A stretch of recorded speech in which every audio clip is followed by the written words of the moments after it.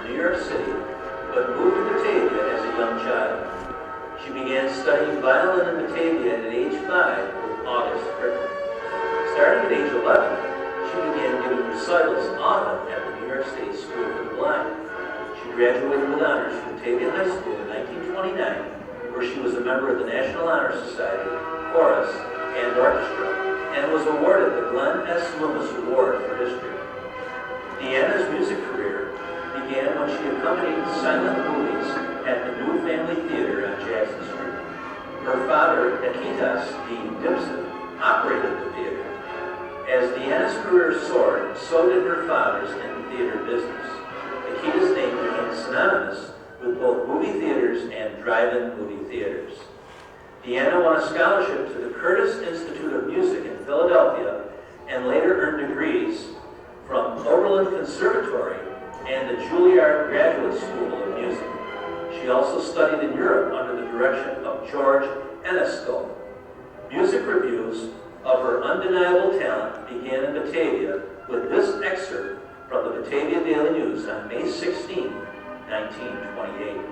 Deanna Dipson is a brilliant artist possessing an amazing technique.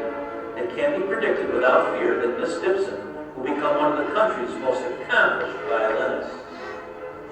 Deanna performed on radio in Buffalo and Cleveland, and before World War II, she played in public appearances in Greece.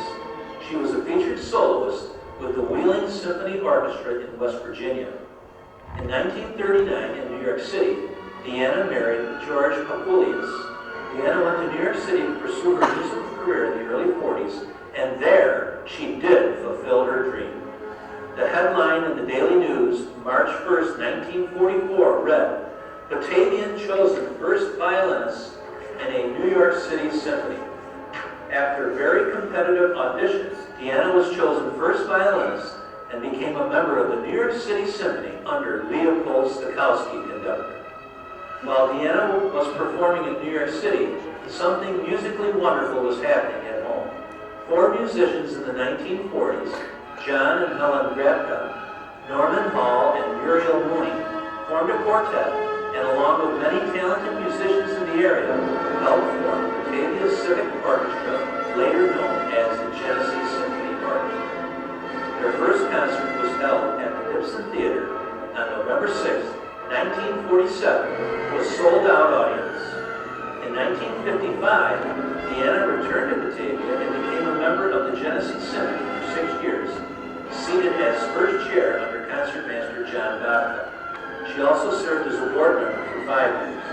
She frequently gave performances at local churches and played in concerts presented by the Fine Arts Division of Geneseo State College.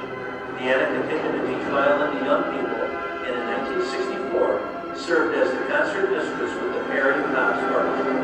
She was later employed in the offices of Dipson Theaters, which still owned about 10 theaters operated by her brother, William Dipson. Deanna also taught students to play the violin at Roxy's Music Store. Rose Kakamas of Roxy's Music Store had very fond memories of Deanna. She described Deanna as artistic, musical, humble, intelligent, gracious, and a lover of animals. In Rose's words, it was a privilege to have known her. Deanna Deplaracu Dipson died at St. Luke's Manor in Batavia in 1997 at age 86. Congratulations to Musicians of Note inductee, Deanna Dipson.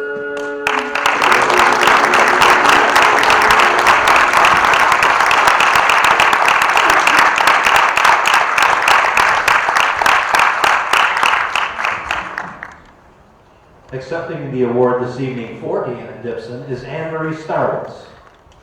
We'd like to present you with the 2023 Musicians of Note Award to honor Deanna Dipson. And now, Anne-Marie, you're welcome to say a few words. Is she here?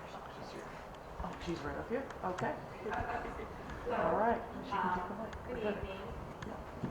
We'll get a picture of her. You're probably wondering why I am here accepting the award for Diana Dipson. Rose Kakamas came up to me when I was on the board at the Holland Land Office Museum where I wrote articles on local history, and she said, you know, there's someone I'd really like you to write about. So because of her, meeting her and talking to her, she made me so interested in this wonderful musician. And from there, the article you just heard were my words of my research on her. Rose Catamus had such a great respect for her that when Rose passed away, they published Diana Dipson's life.